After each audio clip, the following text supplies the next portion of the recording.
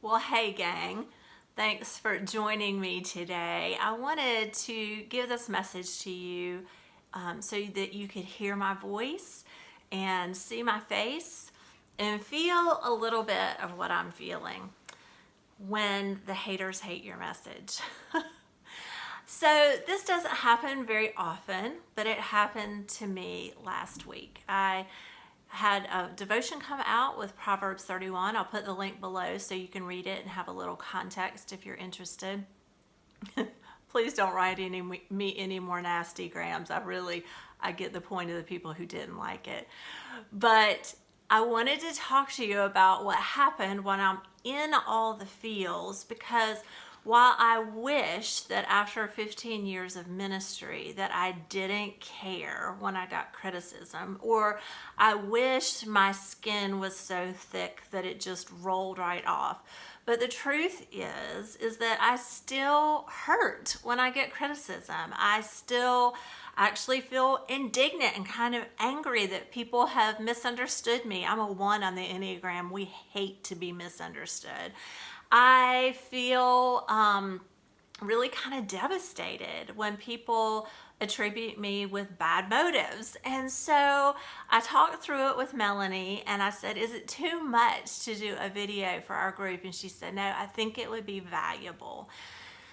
So I'm going to try to be real with you, and I've got some notes today to keep me on track so that I don't run off into the emotional ditch with you. But there are some things that I wanted to share with you. So first of all, let me tell you that when I wrote my devotion, I knew some people would hate it. I did. I don't often feel that way when I turn something in. And I don't ever desire to be controversial for controversy's sake or to be edgy just for being known for being edgy. But on this one, I thought, I think some people are going to think I'm a terrible person. And sure enough, I was right. Now, the majority of the people got my point and felt what I tried to infuse in my writing, that it was a difficult thing to say no to my friend, and even a painful thing to say no to my friend. But then some people just really dove in and let me have it a little bit. So there were even some new comments today when I went back in, and I'm kind of all in the feels again. So maybe that's not a bad thing if you get to see how I kind of reacted on Friday. One woman said, well, I'm so glad I'm not the friend who became the example on which to base this entire devotion about the importance of boundaries. Ouch. I tried to be super, super kind about my friend who is a wonderful person. And another woman said this is longer. I agree. I was thinking the whole author's perspective seems wrong to me. Our Father does not intend for us to only have relationships within our family or to be so busy that we do not have time for those relationships. Are we truly a friend if we do not cut out our time for our friends? Her friend may have just needed someone to talk to, not just a social call. Does her friend have a relationship with Jesus? If not, she may have missed an opportunity to minister and show the love of Christ. So many variables. Indeed, so many variables.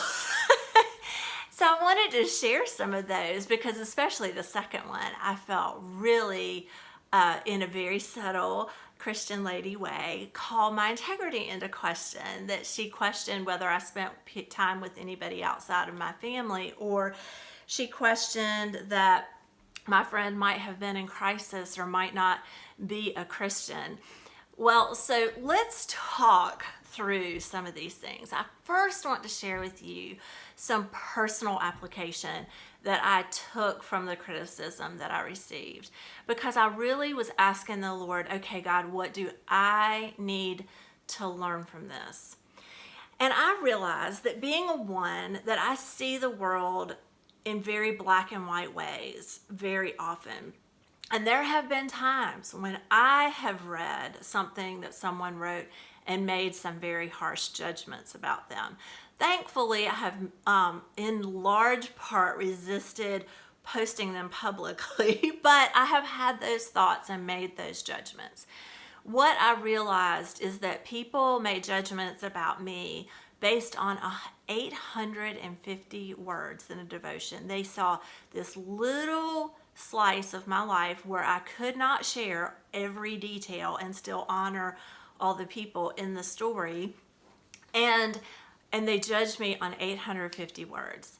And so I just thought, I don't want to be the writer or the speaker that does that to other writers or speakers. I don't want to judge my sisters who have a message to share based on one message, one little snippet of their life. The second thing that I took away from this is that I want to be super, super careful about my public comments. You know, our social media world has just opened up Pandora's box. We say things on the internet, and these weren't nasty things, I'm not saying that, but we say things on the internet, our culture says things on the internet that we would never say face to face to a person. So I want to urge you to be very, very, very careful and measured, and let some time go by and pray before we post anything publicly or even privately, which I think is the better option anyway. We have lots of options if we feel so compelled after giving it some time and praying through it that we need to communicate with someone about their message. There are lots of private options to do that. And so, and one of the things that happened that was really interesting was I saw the Facebook feed start to go downhill early in the day, and I didn't let myself go back and look at it anymore. But in Instagram, which tends to be a warmer, fuzzier place, something really interesting happened that I loved, actually. Women started asking me questions and tagging me.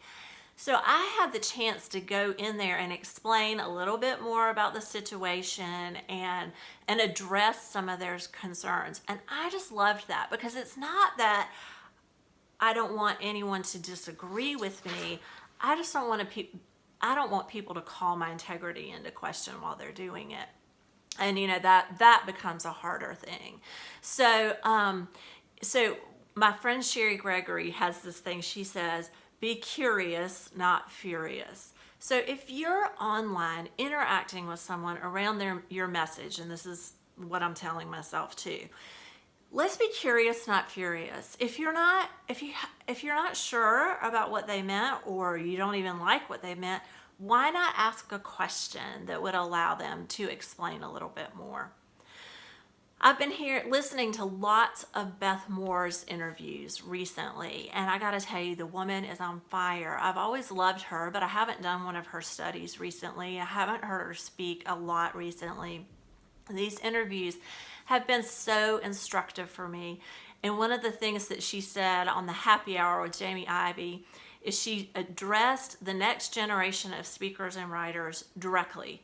She said this. She said, this generation of speakers and writers has hung together, that even when they disagree, that they have loved each other and befriended each other and had each other's backs. And you know, that's something I have noticed about this generation of speakers and writers that are kind of those known names, is that they have really befriended each other. And she said, hey, you girls in the next generation, don't mess it up. And what I heard was, hey, Amy Carroll, don't mess it up. And there have been times, I gotta say, that I have been real tempted to dive in and mess that up a little bit, because I've seen things that I haven't liked or that kind of thing. So I'm not saying that we always agree with each other, but let's be loving and let's be kind and let's have each other's backs. So those are just some personal applications and maybe some things that you needed to hear today too. And then here are some applications as a writer, as a speaker, when you have some haters who hate your message. So I was venting to Barry at the end of the day. It was the end of the work day. My heart was aching, my head was aching. It was a bad day Friday for me. I was having really a lot of trouble not internalizing this criticism and having the arguments in my own head whether I had done the right thing. And so I was talking to Barry about it, and he very gently and very kindly, but not very sympathetically, said to me, So, Amy, when you send an email or you send out a devotion through Proverbs 31 to an international ministry, this is part of what you do.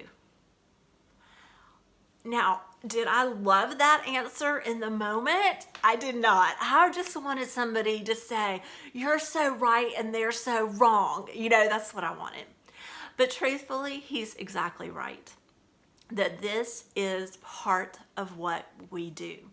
That people will respond negatively to us for all kinds of reasons. Some of them legitimate, like they have a theological disagreement with us or something along those lines, and some of them very personal on their end. I mean, I got to thinking about the woman who said, "Wow, I sure wouldn't want to be the friend that was part of this devotion." It made me wonder, had someone done that to her? In fact, another woman left a comment and said her sister had done this to her. So it was very personalized to her, and people respond to our messages in very personal ways sometimes, and that in ways that don't have anything to do with us and very little to do with our message. But if we are writing and speaking to the public, we will receive criticism. It is part of what we do. So that's number one. So we need to just be ready for it. Be ready for it, I guess is the application point. Not that I had a bad day Friday, but I have not let it ruin my week. So we're human, we have to absorb it to some degree and take it to the cross, all those emotions to the cross. Jesus, what do I do with this? Will you help me to deal with this? But then we have to realize this is part of what we do. We have to be ready for it. Number two, we need to write with careful conviction. I started to say we need to write unafraid, but I think we should be a little afraid because we carry a huge responsibility when we are handling God's word to bring messages that are the closest to His truth as we possibly can. So careful in the sense of we are thoughtful, that we don't do and say things impulsively, that we carefully handle the Word of God. But conviction, meaning that whatever we write, whatever we speak, we should believe it. and when I look back on my devotion, I believe it. I stand on it. I am sorry. I hate that some people disagree with me, but I believe that this is a lesson that God has taught me. So write with careful conviction, whether you're writing something that will go out in written form or writing a message that you'll be delivering to an audience. And number three, and I think this is important, we need to protect our people even when we don't look like the hero. So to be honest, I could have written that devotion in a very different way. There were details that I left out that would have helped people to understand, but would have been hurtful to my friend. And there was no need to do that because in the end, it was my decision to draw that boundary line of saying I couldn't go to coffee again. So I had in mind a couple things. First of all, that my friend might read the devotion, and she's a wonderful person. I did not want to re-injure her. I think that probably my response had a sting to it, and that was hard enough. I certainly did not want to re-injure her in any way. So we write to protect our people, even if I could have included some details that would have helped other people to understand why I did what I did a little bit more. It wouldn't have been good for anybody. And so I think that's the third takeaway, is that there are times when we write hard things about people, like in memoirs and things like that. This was not one of those times. It was not a point that had really anything to do with my friend. It had to do with me and Jesus and how He wants me to spend my time. That was it. So, okay, this has been kind of lengthy, longer than I usually like to do, but I hope it has been helpful. And I would love to see your comments. This is a space where I hope that we are learning from each other, and I learn from you all. And so if you've received some criticism and God taught you something about how to deal with that criticism, would you leave it in the comments today? Let's encourage each other here today. I want to learn from you today. Thanks so much for spending time with me.